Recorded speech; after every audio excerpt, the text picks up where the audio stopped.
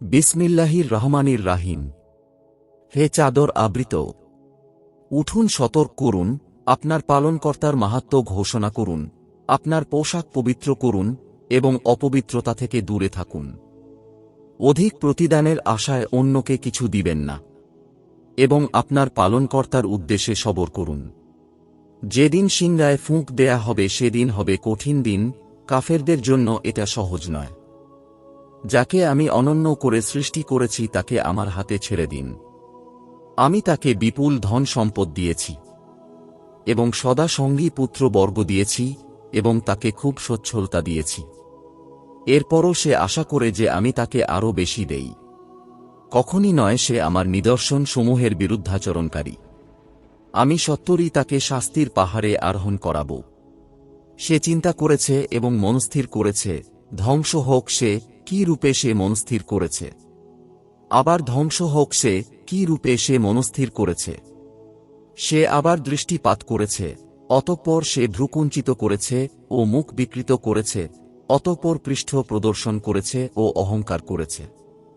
এরপর বলেছে, এত লোক পরস্পরায় প্রাপ্ত জাদু বই নয়, এত মানুষের উক্তি বই নয়। আমি তাকে দাখিল করব অগ্নিতে। আপনি কি বুঝলেন অগ্নি কি? এটা অক্ষত রাখবে না এবং ছাড়বেও না, মানুষকে দগ্ধ করবে। এর উপর নিয়োজিত আছে ১৯ ফেরেশতা। আমি জাহান্নামের তত্ত্বাবধায়ক ফেরেশতাই রেখেছি। আমি কাফেরদেরকে পরীক্ষা করার জন্যই তার এই সংখ্যা করেছি, যাতে কিতাবীরা দৃঢ়বিশ্বাসী হয়, মুমিনদের ঈমান বৃদ্ধি পায় এবং কিতাবীরা ও মুমিনগণ সন্দেহ পোষণ না করে, এবং যাতে যাদের অন্তরে রোগ আছে তারা এবং কাফেররা বলে যে আল্লাহ এর দ্বারা কি বুঝাতে চেয়েছেন। এমনিভাবে আল্লাহ যাকে ইচ্ছা পথভ্রষ্ট করেন এবং যাকে ইচ্ছা সৎপথে চালান। আপনার পালনকর্তার বাহিনী সম্পর্কে একমাত্র তিনিই জানেন। এটা তো মানুষের জন্য উপদেশ বই নয়, কখনই নয়। চন্দ্রের শপথ, শপথ রাত্রির যখন তার অবসান হয়, শপথ প্রভাতকালের যখন তা আলোক উদ্ভাসিত হয়। নিশ্চয় জাহান্নাম গুরুতর বিপদসমূহের অন্যতম, মানুষের জন্য সতর্ককারী।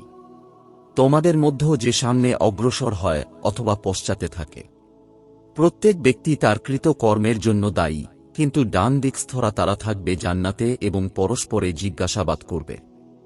অপরাধীদের সম্পর্কে বলবে, তোমাদের কে কিসে জাহান্নামে নিক্ষেপ করেছে?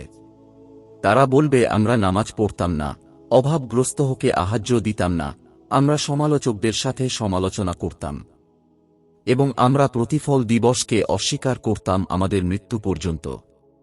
অতএব সুপারিশকারীদের সুপারিশ তাদের কোনো উপকারে আসবে না। তাদের কি হল যে তারা উপদেশ থেকে মুখ ফিরিয়ে নেয়, যেন তারা ইতস্তত বিক্ষিপ্ত গর্দব হট্টগোলের কারণে পলায়ন পর।